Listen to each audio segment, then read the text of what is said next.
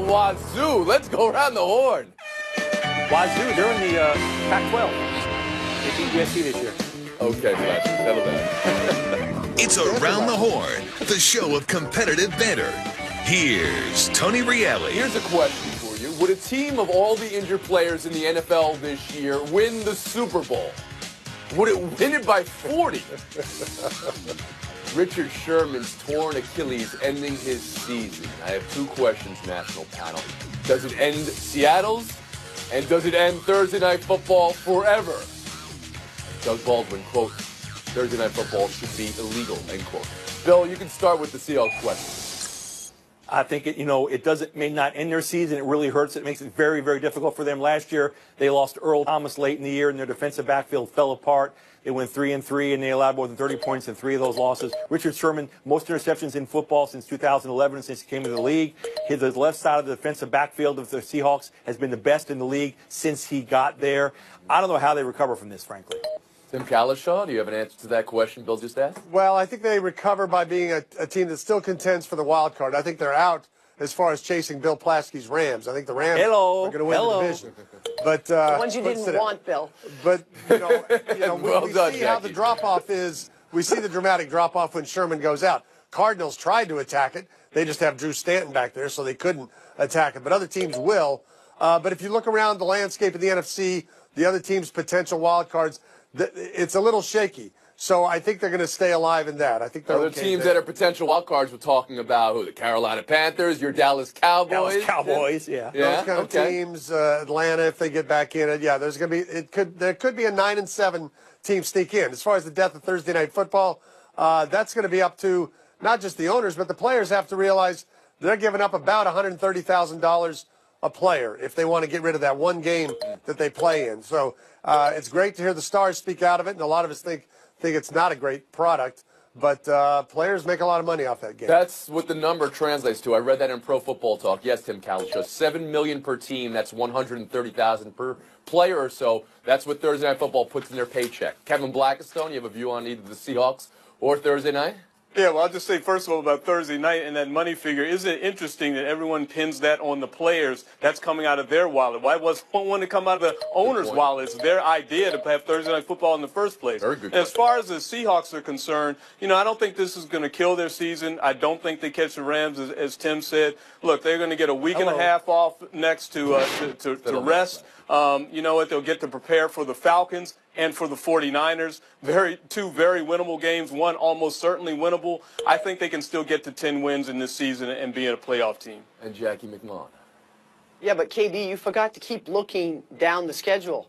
They have to play the Rams again. They have to play the Eagles. They have to play the Cowboys. Right now, I would say those are all L's. Remember, too, when you mentioned Earl Thomas, Bill, he hasn't been playing. He's been injured also in that backfield. But I want to concentrate a little bit on Thursday Night Football. I think that $130,000 per players, if players could look, and they have trouble doing this, I understand, at the long view, and look at that lineup that you just put on the screen, Tony, of all the players out for the year.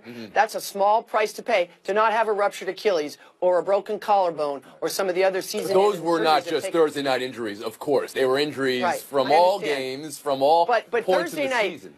But we hear it over and over again. The only reason we don't hear it more from the coaches is because they don't want to get fined. But they all say the same thing. That turnaround is too quick. It's unsafe for a game that is getting more violent every single day. This game does not make any sense for the health of these Sherman. players. He had a sore Achilles going into the game. He was the guy who wrote the screed for the Players Tribune last year about Thursday Night Football. Plaschke, I'll ask the same question to you. We talked about the numbers, and it was $7 million per team. And the other big number is $900 million. That's what the 2-year contract for Thursday Night Football was between the league and the networks. Is that something the league can give back? Well, it's important to know Richard Sherman's injury was not because of Thursday Night Football. This was hurt all year long. You don't think so? He said, "Oh no, you don't think it was the short turnaround like Jackie just posited?" No, I've covered Kobe Bryant's Achilles, and it's a buildup of things. But again, that doesn't justify Thursday Night Football, which is terrible in itself. However, you talk about there's two issues here: the $900 million, owners aren't going to turn out that money, and the players. If the players were so concerned about the safety, why was Russell Wilson spending 6 seconds in a concussion tent yesterday and walking back out onto the field? And I know we're going to get into this point now, but that just shows if the players really care about their safety, why didn't he stay on the sidelines? Tim Calishaw. having thrown out this figure of about 130,000 per player, let me just say that money may not be there in the future. We've heard from CBS's Sean McManus, who has some real questions about the oversaturation of football and the Thursday night ratings. Blackistone. Yeah, the Russell Wilson thing was really frightening, and that's the problem with football right now, and that's the problem with the players as they approach their own health, because you can't wrest the players away from being concerned about how healthy they are and running away from these concussion protocols. And I also go back to Richard Sherman's critique of Thursday night football, because as a player's rep, he even admitted that players are not that concerned about Thursday night football in terms of the bigger picture when it comes to the contract negotiations going forward. So they need to witness what happened last night and understand that it has an impact on their health. There was a study done in the EPL of football injuries there, which found out that teams that played twice in a week as opposed to just once in a week had 6 times more likely chance of getting injured. And you've got to think that's the case in the NFL. Good, Kevin. I just wonder what the Players Association is thinking right now, because you had the Doug Baldwin quote, right? And that was, this should be illegal. And then let's show it. Let's show Russell Wilson. This was his concussion test last unbelievable night. clip. He was the only one in the tent. There was no test. No independent doctor checked him out. Oh, there it is. Oh, I'm fine. I'm good. I'm good. And the NFL is reviewing this now. So what has to happen here, Jackie? Yeah, they got to be fine. Listen, Walt Coleman did his job. Finally, a referee did his job, which is, you know what? I have reason to believe you got concussed. Never mind. I laughed when he started saying, it was just my jaw. That's what concussions can start in your jaw. They go back into your brain. And so they absolutely have to be fined for this. They did not follow protocol. And Pete Carroll can say, look, I was just taking care of the game. No, you're the coach. It's your job as a team to make sure that he undergoes the protocol. And the reason this is different than, say, a ripped Achilles is that's tangible. Everybody can see it. That's the problem with concussions. They're this sort of unseen injury that people don't understand. A brain injury needs to heal like any kind of other injury, but because you don't physically see it, players can't seem to grasp this, and it boggles my mind. The players are not going to police themselves. We've seen that. It's proven it. And when they do, remember when Myles Garrett, the Cleveland Brown, turns himself in on concussion, and a radio host in Cleveland is ripping him for being soft. So the players aren't going to do it themselves. They needed somebody on the sidelines. So you would blame someone on the sideline there, a bodyguard, to say stop, to say stay there. Kalisha after the horn. But you got to put it on the players too. I mean, if they're going to rail against the owners for not caring about concussions, then once you're put in the protocol, it doesn't matter if Russell Wilson's okay. He's got to stay there and at least complete the process. If he's going to make a mockery of the process and just walk out of the tent, then what's the whole thing about? He took sacks on the next 2 plays, then went back into the tent and was evaluated, and then went back on the field after that. And, of course, you saw one of the great plays of the NFL season was made, and that's what happened. But, I mean, it's just an impossible dilemma for the players, for the teams, and this is what's happening right in front of the viewers' eyes. We're going to talk about Sunday's games now, because there are 4 games on schedule with double-digit lines. So here's only one game we're going to talk about right now, Cowboys-Falcons, and that's Jerry Jones versus Arthur Blank, which is what Jerry Jones versus Roger Goodell has turned into. And Ezekiel Elliott's out for this game, we think. He cannot appeal the appeal of his appeal until December 1st. At least that's how I interpret this. Tim, do I have that all right? What's going on with Zeke? What's the latest? It might actually be the appeal of the appeal of the appeal of the appeal, but otherwise you have it correct. You missed one appeal. But yeah, they will play 4 games before that can happen. We've talked all year about what this team would be like without Zeke, because there have been 4 different times we thought they were going to have to start playing without Zeke. Now they actually are, and that's going to be, a real test. They have good, capable running backs. They don't have Ezekiel Elliott coming in. They got Alfred Morris. They got Darren McFadden. They got Rod Smith. They will probably play okay behind this offensive line, but will they make the game-breaking plays that Elliott has made the last year and a half? That seems unlikely, and you have to think at some point in this stretch it's going to cost them a game and maybe cost them a wild card. That stretch is Atlanta, Philadelphia, San Diego on Thanksgiving, and then Washington. Los Angeles, Tony. That team's in Los Angeles. Los Angeles Chargers. Oh, of course. Yes, of course. There we go. I wish I had that information. Go ahead, Kevin Blackistone. Well, obviously, this is a big setback for the Cowboys, something they've been bracing for all year, and maybe, who knows, it could be the fodder that has made Jerry Jones decide to go after Roger Goodell. But clearly, they're up against it now. How many of those games can they win? We don't know. The most important one really is against the Eagles, because they get the Eagles twice in the second half of the season, a chance to even up things with them in the division, and obviously Washington, a big rivalry there. So this is problematic for the Cowboys right now. Worst time it could happen. Yeah, and because it's problematic for the Cowboys, it becomes more problematic for Roger Goodell. I mean, Jerry Jones is going to let this thing go. He's on it like a dog on a bone.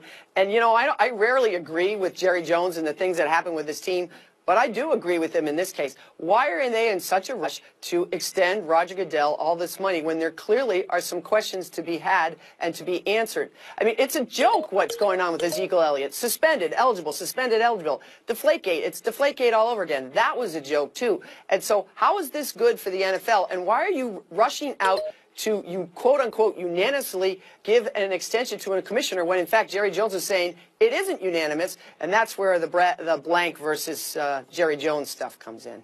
Very fascinating. Yeah, no, I agree with Jackie. In this battle between Jones and Blank, there's no question Jerry Jones has done a lot more for the league than Arthur Blank. Probably a lot more for the league than Roger Goodell. So I agree with what they're doing, but they're in trouble with Zeke. He's involved in 51% of the touches, second in the NFL for his offense. So I don't know how they survive. He's been the best running back in football since week 3. He carries that team. I don't know how they get by without him. This ball game on Sunday. Dallas 5-3. Atlanta's 4-4. Atlanta, of course, in the Super Bowl last year. Is this a must-win for the Falcons, Kevin? Absolutely, it's a must-win for the Falcons. No question. Jackie Mack, you share that opinion? I do. Oh, and I'm hearing it's no question. Does anybody think it's a question, or I won't? I won't ask. I'll take the question. Yeah, no, Falcons get it turned around right now. I love when you guys give me. There's no question. Then I guess I shouldn't have asked in the first place. We're gonna take a break here. Does that make this an elimination game? Yes, it's an elimination game. It's fascinating. If Notre Dame wins this game, they're in. I think they're in. This is their Final Four game. I think Miami still has stuff to beat Clemson in the ACC championship game. But this is a great battle of the quarterbacks. Rozier against Wimbush. Both of them pass. Both of them run. It's going to be exciting offense. It's going to be a great game. What do you think the X factor is? Oh, I think it's Brandon Wimbush. He's Notre Dame's first really dual-threat quarterback in a long time. Scored a lot of touchdowns on the ground. He tore up USC. So that's yes, I know that's what your research here is. Of course, yes. You've got Notre Dame. How about you, Kalisha? Yes. No, I think the X factor is Notre Dame's defense. Why did they give up those 500 yards to Wake Forest? Some of that was in garbage time. But if Miami can get a lead, then their pass rush, which is great, can win the game for them. If it's an even game and Notre Dame's allowed to run, they'll run all over them all night long. You want to pick, Timmy? I think Notre Dame's going to win. Kevin Blackistone, how about you? I think the Hurricanes are going to win. I think one of the big differences or question marks coming in this game really is Josh Adams' health. They run the ball really well at Notre Dame, but if they can't run it and they have to put it up against that turnover-minded defense with the turnover chain in Miami, they got their swag back and everything, I think Notre Dame will be in trouble. Jackie Mack? I'm gonna take the Hurricanes also. I think the X factor is the other quarterback, Bill Rozier. He's had a pretty good season so far. Let's just follow your logic too. Let's say Miami wins this game and then loses to Clemson in the ACC championship. So Miami's out. But what if they lose to Notre Dame and then beat Clemson? Are both Clemson Miami out? Would they be? I think they might be. Those are great questions that nobody has the answer to right now. We're going to move on. Buy or sell two. TCU at Oklahoma. This is more who wins, who loses, right? Number 6 and number 5 could be a preview of the Big 12 championship game, which makes tomorrow bizarre. Tim Kalisha, this is your account. This is your conference. If you have a game that might be a preview to another game, would that make this an unelimination game? If you have 2 conference championship games, you don't have any, Tony. Yes, this is exactly true. These teams may play again in 3 weeks, and if they split, the conference is going to be left out of the tournament. So I think TCU has a great chance to pull the upset tomorrow night because they're the only team in the league that really plays defense. They'll be challenged to do it, but they can hold them in the 30s. They can win. What do you mean? Oklahoma plays defense. They hold you under 53 most times. Kevin Blackistone, how about you? Most of the time. Well, and the problem is they can also drop half 100 on you, as they like to say down in the Southwest. I like Baker Mayfield in that offense to handle the TCU defense, and not only that, they're at home too. So and they've been rolling. But the premise here is that this game may just be the Big 12 championship game in 3 weeks. Oklahoma State's really the only other team in conference that can sneak in there. So does this week even matter, Jackie Mack? You want to address that first? Well, it does matter because, again, we go back to all the things. So everybody thought Oklahoma State was going to upset Oklahoma. They didn't. Oklahoma controls its destiny with this game. And I would say this, if they win, especially against that TCU defense, which is really, really good, I think Baker Mayfield becomes the favorite to win the Heisman Trophy, depending on what he does against that defense. I think he could be your favorite there. Bill Flashy. I love hearing Kalishaw. He's been begging for a conference championship game all these years. Now that he has it, we don't want it now. No, it's not going to work for us. Yeah, it's so true, Kalishaw. Yes, I'm glad that you have to sweep. Whoever wins tomorrow is going to have to win again in a couple weeks. That's the way it should be. That will clearly be the best team. That will clearly get them in the CFP. And I think TCU wins because their defense is top 6 in the country right now. That beats offense. 2 more games. Georgia at number 10 Auburn, Alabama at number 16 Mississippi State.